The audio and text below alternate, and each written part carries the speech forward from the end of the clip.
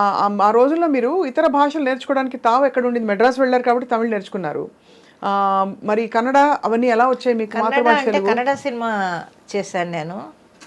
Kannada cinema చేయడంలో అక్కడ చుట్టూ ఉండే ఆర్టిస్టులు వాళ్ళు కాస్త చెప్పేవాళ్ళు. పండ్రిబాయమ్మ గారి కన్నడ డ్రామాలు వేశాను. మ్మ్. ఎక్కువ థియేటర్ ఎక్స్పీరియన్స్, రేడియో ఎక్స్పీరియన్స్ మీకు బాగా. కన్నడ డ్రామాలు వేశాను. కూడా ఉండే ఆర్టిస్టులు కన్నడ బాగా నేర్పేవాళ్ళు వాళ్ళు. ఒక్క సినిమాతోటే మొత్తం నా డబ్బింగ్ నేనే చెప్పుకునే స్థాయికి ఎదిగాను నేను కన్నడ. చాలా గొప్ప విషయం అది. అవును. మ్మ్. అలాగ కన్నడ వచ్చింది బాగాను.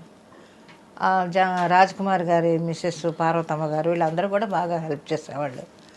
కన్నడ పండ్రిబాయమ్మ గారు వీళ్ళందరూ కూడా ఆవిడతో డ్రామాలు ఎక్కువ వేశాను, కన్నడ డ్రామాలు. అప్పుడే నాకు కన్నడ బాగా వచ్చింది. డ్రామాలు వేయడం వల్ల కన్నడ భాష మీద మంచి పట్టు వచ్చింది. నా మట్టుకు నేను బాగా మాట్లాడు. ఇవాళకి మన వాళ్ళందరూ వచ్చి సెట్లో కనపడుతుంటే వాళ్ళతో నేను కన్నడలోనే మాట్లాడతాను. தமிழ் பேச ரொம்ப ஃப்ளூயண்டா தெரியும் உங்களுக்கு? ரொம்ப நல்லா தெரியும். చెన్నైలో ఇరుకుతునాల ఐ థింక్ మీకు చాలా మంచి పట్టు వచ్చేసింది భాష మీద. మీ ఊరి వాళ్ళు మళ్ళీ ఊరికి వెళ్తూ వస్తుండేవారా? తర్వాత మీ ఇంట్లో పుట్టింటి వాళ్ళతో కట్ ఆఫ్ అయిపోయిందా కంప్లీట్? లేదు అవి వస్తూ పోతూ ఉంటాను. లాస్ట్ వరకు మా అమ్మ నాన్న అందరినీ మేము చూసుకున్నాం. కానీ ఎందుకమ్మా మరి అలా వెళ్ళిపోయారు మరి వాళ్ళని వదిలేసి? అంటే అప్పుడు అది ఎలా చెప్తాం, ఆ ఏజ్ అది, ఆ ఏజ్లో అలాగా ఆలోచనలు అలా వచ్చాయి. వాళ్ళు వద్దండవు, మరి వెళ్ళాలి అని అనుకోవడం, వెళ్ళిపోవడం అంతే. వాళ్ళు వద్దని ఎందుకు అన్నారు? వద్దంటే కులాంతరం. అప్పటికి వాళ్ళు కేసు కూడా పెట్టారు నా మీద. ఏంటది, మా వాళ్ళు మైనార్టీ తీరలేదని, పైన 16 ఏళ్ల వయసు మైనార్టీ తీరలేదని వాళ్ళు మా వాళ్ళు.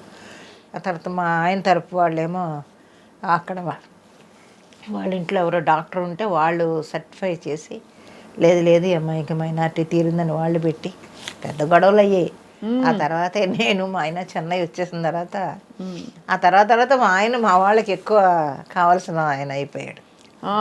అది విన్నాను, చాలా కథల్లో అవుతుంటుంది. నిజంగా అయిందనమాట మీకైతే అది. అయితే మీరు ఈ సినిమా ప్రయాణం కొనసాగిస్తూ మధ్యలో ఈ సినిమాల రెమ్యూనరేషన్స్, వ్యావహారిక విషయాలు ఉంటాయి కదా, అలాగే ఎంత దాచాలి, అడ్వాన్స్ ఇచ్చారు రిమైనింగ్ పేమెంట్ రాలేదు, ఇట్లాంటివన్నీ మీరే ఫాలోఅప్ చేసుకునేవారా? సార్ ఉండేవారా? లేదు, నేనే. ఆయన అసలు ఏమీ తెలియదు. ఆయన ఒక్కటే నెలాఖరు వస్తే చాలు, ఏమే నెలాఖరు వచ్చేస్తుంది, 20వ తారీఖు వచ్చేసింది, 25 వచ్చేసింది అంటే ఫస్ట్కి ఇవన్నీ కట్టాలి అనేది అదొకటే ఆయనకి. రానివ్వండి చూద్దాంలే, వస్తాయి కదా డబ్బులు, వాళ్ళు ఇవ్వాలి కదా వీళ్ళు ఇవ్వాలి కదా అని అవి తీసుకొని ఇస్తే ఆ కట్టాల్సిన అన్నీ కట్టేసి, కరెంటు బిల్లు అని అదని ఇదని అన్నీ కట్టేసి ప్రశాంతంగా కూర్చునేవాడు ఆయన. ఆ నెలకు సరిపడా అన్నీ కట్టేసి ఇంట్లో కావాల్సిన సరుకులను తెచ్చేస్తే హ్యాపీ. ఇంకా ఎందులోనూ కలుగు చేసుకునేవాడు కాదు మా ఆయన. మీరు ఎప్పుడు అనుకోలేదమ్మా ఎందుకు నాకు ఇంత కష్టమైన జీవితం అవసరమా అని? అనుకోలేదు, అది కష్టం అని నేను అనుకోలేదు ఎప్పుడూను. ఎంత జాబ్ అయితే మాత్రం ఇల్లు మొత్తం ఇప్పుడు ఆడపిల్లలకి సహజంగా ఉంటాయి కదమ్మా. ఇప్పుడు ఈ తరమైనా ఆ తరమైనా భర్త రావాలి, ఏంటి ఇంటికి తీసుకొచ్చి కొత్త చీర మల్లెపూలు ఇవ్వాలి, మంచిగా సినిమాకి తీసుకెళ్ళాలి, ఏంటి నేను ఇంటి పట్టు నుండి అన్నీ చూసుకోవాలి. మీరు ఇంటికి వెళ్ళి బయటకు వెళ్ళి పొద్దున్నే కాల్ షీట్లు పని చేయడాలు, ఎండలో నలిగిపోవడాలు, ఇవన్నీ బాధ అనిపించలే? లేదు, ఎప్పుడు నాకు అది చెప్తున్నాను, ఒక డిఫరెంట్ క్యారెక్టర్ అది. అసలు ఆలోచన ఎప్పుడు నాకు రాలేదు ఇంతవరకు. ఇప్పుడు మీరు చెప్తుంటే ఓహో ఇవన్నీ వచ్చాయేమో, నాకు అసలు ఆలోచన కూడా రాలేదు. ఎంతసేపు చెప్తున్నాను కదా, నా ఇల్లు, నా సంసారం, నా పిల్లలు, బయటకు వెళ్ళి డబ్బింగ్ చెప్పుకోవడం, గ్రూప్ డాన్సులు చేశాను, డబ్బింగ్లు చెప్పుకున్నాను. గ్రూప్ డాన్సులు చేశాను? గ్రూప్ డాన్సులు కూడా చేశాను. ఏమేమి డాన్స్ అమ్మా? సాంగ్స్, సినిమాల్లో గ్రూప్ డాన్సులు. ఈ గ్రూప్లు అన్నీ చేస్తుంటారు కదా, హీరో హీరోయిన్ చేస్తే వెనకాల గ్రూప్ డాన్సర్స్. మీకు డాన్స్ నేర్చుకున్నారు అయితే అంతకుముందు? చిన్న సత్యం గారి దగ్గర నేర్చుకున్నాను నేను. ఓ, సత్యం గారి దగ్గర? ఓహో. దుర్గాదేవి గారు తెలుసా మీకు? అక్కడ తెలుసు, క్లాసులు చెప్పే దుర్గాదేవి, పాడే దుర్గాదేవి గారు. నాకు ఆవిడ మా పెద్దమ్మ, సొంత పెద్దమ్మ. మీకు చాలా మంది ఉన్నారు చెన్నైలో. చెన్నై మా వాళ్ళందరూ ఉన్నారు. అదే క్లాసులు అంటే అక్కడ సత్యం గారి సీనియర్ డిసైపుల్ ఆవిడ. మీరు అక్కడ నేర్చుకున్నారమ్మా అయితే? సత్యం గారు వచ్చి ఒక డ్రామాకి మా ఇంటికి వచ్చి సాంగ్ కంపోజ్ చేసి వెళ్ళేవారు ఆయన. చెప్పుకుంటే ఇది చిన్న సత్యం గారు అది ఒక చిన్న హట్టు. నేను మా ఆయన అప్పుడు ఇంకా మాకు పిల్లలు కలగలేదు. ఆ హట్టుకు వచ్చి డ్యాన్స్ నేర్పించి వెళ్ళేవాడు ఆయన సత్యం గారు. అంతా అప్పటి నుంచి తెలుసు మీకైతే? అవును. ఎంతవరకు నేర్చుకున్నారమ్మా కూచిపూడి? జతులా? కొంతవరకే నేర్చుకున్నాను, తర్వాత మానేసి ఇంకా ఈ డ్రామాలు అవి ఎక్కువ డ్రామాలు తిరిగేదాన్ని. నాగభూషణం గారి రక్తకన్నీరు నాటకాలు ఎక్కువ వేశాను. ఏమన్నా డైలాగ్ గుర్తుందమ్మా మీకు? ఏడ్చే డైలాగ్ కానీ పవర్ఫుల్ డైలాగులు కానీ వచ్చినప్పుడు ఎలా మీరు ఎలా ఎలా అది ఆటోమేటిక్గా వచ్చేస్తూ ఉంటుంది. అది యాక్ట్ చేస్తున్నప్పుడు మనం అనుకోక్కర్లేదు, దాని అంతటా అదే ఆ లోపల నుంచి ఆ ఏడుపు అది వచ్చేస్తుంది, ఆ ఎమోషన్. దాన్ని మనం ఫీల్ అయ్యి చెప్తే చాలు వచ్చేస్తుంది, కళ్ళంటి నీళ్ళు వచ్చేస్తాయి ఆటోమేటిక్గా. అది స్టేజ్ అనగానే ఇంకా వేరే దారి ఉండదు కదా. సినిమా అన్నా కొంచెం గ్లెజర్ని పెట్టుకుంటాం, స్టేజ్ మీద పెట్టుకోవడానికి ఏమి ఉండదు. అవును, డైరెక్ట్గా ఏడవలసిందే. అమ్మ క్యారెక్టర్, వదిన క్యారెక్టర్ వేశారు, ఇంకా అన్ని క్యారెక్టర్ రోల్స్లో మీరు కనిపించారు. ఏదైనా మీ నార్మల్ సహజ రూపానికి భిన్నంగా వచ్చిన క్యారెక్టర్స్ ఉన్నాయా మాకు తెలియనివి? అంటే ఈ సినిమాల్లో అన్నీ తెలిసి ఉండవు కాబట్టి. రామాయణంలో పిడకల వేట అనుకుంటాను, గయ్యాళి క్యారెక్టర్ అసలు నా దీనికి చాలా భిన్నమైన క్యారెక్టర్. అత్తగారు కోడల్ని హింస పెట్టడం అనేది అసలు నాకు తెలియదు అది. కానీ ఆ క్యారెక్టర్ బాగా రాజాచంద్ర గారు డైరెక్టర్. మిమ్మల్ని ఎలా ఎంచుకున్నారో ఆ క్యారెక్టర్కి? అంటే ఏమో మరి తెలియదు, ఎందుకు ఎంచుకున్నారో తెలియదు. నేను హేమసుందర్ గారు ఆ క్యారెక్టర్ చాలా భిన్నంగా ఉండేదన్నమాట. కోడల్ని హింస పెట్టడం, కే విజయ అమ్మాయి కోడల క్యారెక్టర్. అప్పుడు ఆ దాంట్లో చివరికి నానా హింసలు పెట్టి బిడ్డని కని ఇంటికి వస్తే కూడా ఏదో తిట్టాను, ఏదో చేస్తాను నేను. అప్పుడు భర్త అడుగుతాడు, ఎందుకే నువ్వు ఇలాగా చేస్తున్నావు అని అంటే అప్పుడు చెప్పుద్దన్నమాట. కాదండి, చిన్నప్పటి నుంచి వాడు ఏం కావాల్సి వచ్చినా అమ్మ నాకు తలదువ్వు, అమ్మ నాకు నీళ్లు పోయి, అమ్మ నాకు అన్నం పెట్టు ఇలాగంటా ఉండేవాడు. ఇప్పుడు పెళ్లి చేసుకున్న తర్వాత మళ్ళీ నువ్వు రా నాకు నీళ్ళు పోయి, నాకు వీపు తవ్వు, లేకపోతే నాకు సోపు ఇయ్యి, నాకు టవల్ ఇయ్యని అడుగుతున్నాడు. ఇన్ని సంవత్సరాలు నేను కష్టపడ్డాను నా కొడుకు కోసం, ఇప్పుడు నన్ను మర్చిపోయి పెళ్ళం మీద ఆధారపడుతున్నాడు ఎక్కువ. మరి నాకు ఎలా ఉంటుంది చెప్పండి అని అంటే అప్పుడు భర్త క్యారెక్టర్ చెప్తాడనమాట, నువ్వు అలాగెందుకు ఆలోచిస్తావు, నువ్వు ఇప్పుడు నీకు రెస్ట్ ఇవ్వాలి అని నీ కొడుకు ఆలోచిస్తున్నాడని నువ్వు ఎందుకు అనుకో. ఇన్ని సంవత్సరాలు నా కోసం మా అమ్మ కష్టపడింది, ఇకైనా మా అమ్మ సుఖంగా ఉండని, హ్యాపీగా ఉండని అని నీ కొడుకు ఆలోచిస్తున్నాడని నువ్వెందుకు అనుకోవు, నీ ఆలోచన ధోరణే తప్పది. అప్పటి నుంచి రియలైజ్ అయ్యి మారుతుంది అనమాట అత్తగారు. అదొక భిన్నమైన క్యారెక్టర్. అయితే మంచి గయ్యాళ్ళే కానీ, అంటే మీరేమి అంత చెడ్డ క్యారెక్టర్ ఏం కాదు. ముందంతా కొంచెం చెడు, తర్వాత మంచిగా అయిపోయే క్యారెక్టర్. అలాగా మీరు రాజసంగా ఉండే పౌరాణికాలు, ఫోక్లోర్స్ అట్లాంటివి వచ్చాయి మీకు అవకాశాలు? లేదు, అన్ని సాంఘికాలు ఎక్కువ. చాలా కష్టం అనిపించిన క్యారెక్టర్ ఏంటమ్మా? ఎందుకంటే మేము చూసిన కొన్ని సినిమాల్లో గుర్తుండిపోయిన కొన్ని క్యారెక్టర్స్ ఉన్నాయి, వాటి గురించి మాట్లాడే లోపు మీకు చాలా ఛాలెంజ్ అనిపించిన క్యారెక్టర్ ఏది? తమిళ్లో ఉన్నాయి, తెలుగు కన్నా నాకు ఎక్కువ తమిళ్లో కొంచెం ఛాలెంజ్డ్గా ఉండే క్యారెక్టర్స్. ఎవరికి అమ్మగా వేశారు అప్పుడు? ఇప్పుడు సత్యరాజు గారికి మదర్ క్యారెక్టర్ ఒకటి వేసాను, రజనీ గారికి ఒకటి వేసాను. రజనీ గారికి వేశారా? రజనీ గారితో 3 సినిమాలు చేశాను మదర్ క్యారెక్టర్. ఎలా ఉండేవారమ్మా మీతో రజనీ గారు? చాలా బాగుండేవారు ఆయన కానీ కమల్ గారు కానీ అందరూ కూడా చాలా చక్కగా ఉండేవారు. కమల్ గారిది అయితే ఇంకా అసలు గోల్డెన్ ఫిల్మ్, అది మర్చిపోలేదు ఎవరు కూడా. ఆ సీన్ అలా ఇప్పటికీ వంటింటి సీన్, ఆ సీన్ ఎలా జరిగినప్పుడు. అది విశ్వనాథ్ గారితో ఎన్ని సినిమాలు వర్క్ చేశారు మీరు? ఒక 18 సినిమాలు చేశారు. 18 సినిమాలు. అది మరి న్యాచురలీ అందుకనే అంత ఒక కైండ్ ఆఫ్ ఫిల్మ్స్లో మిమ్మల్ని చూసి అలవాటైంది.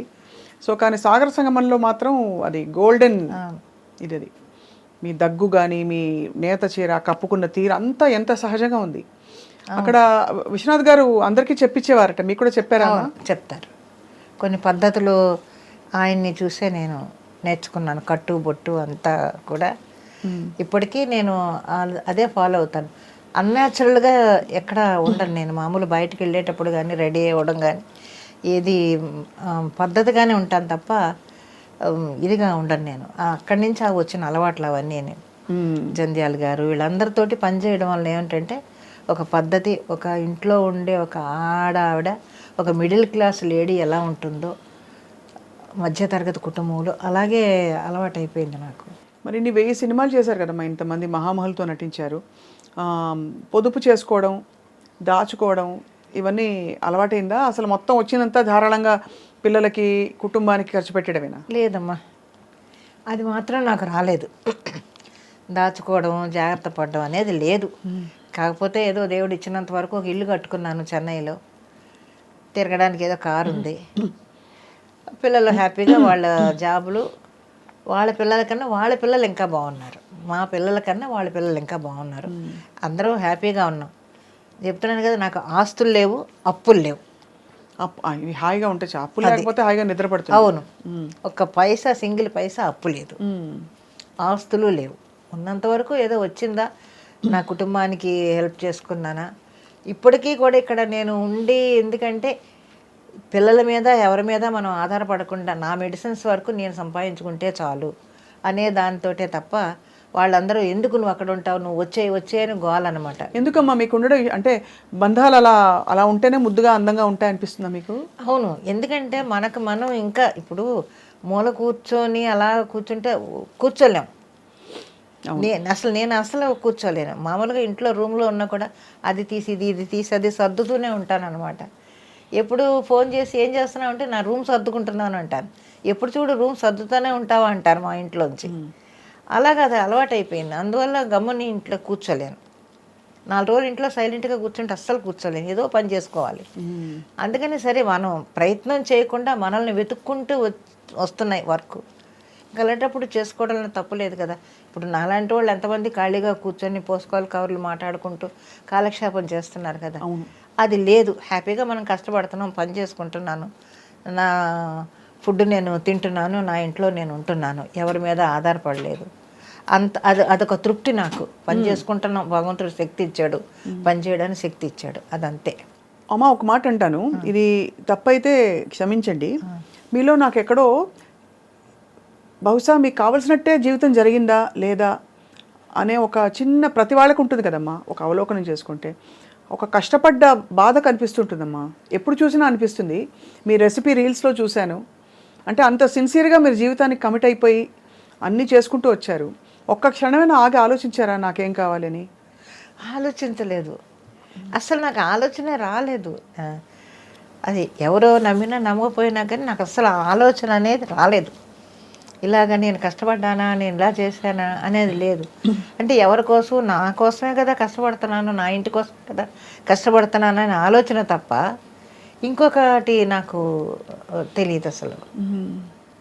ఇది చాలా, అంటే ఎంత ఎంత తృప్తి పొందారంటే మీరు, ఎంత బికాస్ పొద్దు నుంచి ఎన్నేళ్ళు అసలు నెలకు ఎన్ని రోజులు వెళ్ళేవారు షూటింగ్స్కి? ఒక కనీసం 20-30 25 రోజులు ఉండేదా? అవతల సినిమాలు లేకపోతే డ్రామాలకి పరుగులు పెట్టేదాన్ని, నేను డ్రామాలకు వెళ్ళేదాన్ని, డ్రామాల నుంచి ఇంటికి వచ్చేదాన్ని.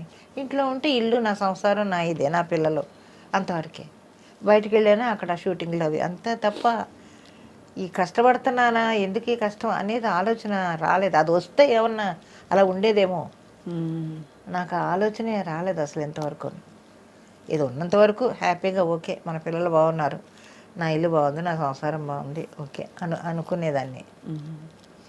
ఏదన్నా ఉందా మన చేతనైతే నలుగురు పెట్టాలి. ఇప్పటికీ ఏదన్నా ఎవరైనా హెల్ప్ అడిగితే, చదువుకునే పిల్లలు వాళ్ళు వీళ్ళు ఉంటే వాళ్ళకి ఏమైనా హెల్ప్ చేస్తూ ఉంటాను. అంత గొప్ప మనసు మీది. అంటే గొప్పతనం కోసం అని కాదమ్మా, కానీ సహజంగా అలా ఉండడం అన్నది చాలా కష్టం. ఎవరికి వాళ్ళే చూసుకునే రోజులు ఇవి. పండగలు ఎలా ఉండేవమ్మా ఇంట్లో అప్పుడు? అంటే కులాంతర వివాహం కాబట్టి ఎలా అన్ని పండుగలు? ఇంకా క్రిస్టియన్ ఇంట్లో అందరూ క్రిస్టియన్? అందరూ మొత్తం మా పిల్లలు, మా వాళ్ళ మ్యారేజెస్ అన్నీ కూడా క్రిస్టియన్ పద్ధతిలోనే జరిగాయి. మీ పెళ్లి కూడా అలాగే జరిగిందా? మా పెళ్లి కూడా అలాగే జరిగింది. మరి మీరు క్రీస్తు నమ్ముతారా ఇప్పుడు? నమ్ముతారు. మీకేమన్నా అయ్యాయమ్మా ఎక్స్పీరియన్సెస్ ఇలాగా? ఉన్నాయి చాలా. ఎందుకంటే ఇలాంటివి కులాంతర వివాహాలు ముఖ్యంగా ఇలా మతం మార్చుకుంటే కనుక అది చాలా ఎక్స్పీరియన్సెస్ అవుతాయని చెప్తూ ఉంటారు. మీకేమయ్యాయమ్మా ఎక్స్పీరియన్సెస్? ఏం మీకు అభ్యంతరం లేకపోతే? లేదు, నా ఎక్స్పీరియన్స్ అనేది చెడుగా ఏమీ నాకు జరగలేదు. అదే మంచిగానే అడుగుతున్నా. ప్రతిదీ కూడా నేను జీసస్ నమ్ముతాను. నేను ఏదైనా ఒక పని చేయాలి అంటే 2 నిమిషాలు అలా కళ్ళు మూసుకొని ఇది నాకు నువ్వు చెయ్యి అంతే, అదే అడుగుతాను. అది డెఫినెట్గా జరుగుతుంది నాకు. అది తప్పకుండా నాకు ఆ పని జరుగుద్ది. ఏంటి నేను ఇలా ఉన్నాను, ఖాళీగా ఉన్నాను, నాకు వర్క్ రాలేదేంటి, నే వర్క్ ఇవ్వవా, ఇలా అడుగుతాను నేను ప్రేయర్ చేసుకునేటప్పుడు. ఆ రోజు సాయంత్రానికి ఏదో ఫోన్ వస్తుంది. ఇలా చాలా ఎక్స్పీరియన్స్ ఉన్నాయి నాకు. అందువల్ల జీసస్ నేను బాగా నమ్ముతాను.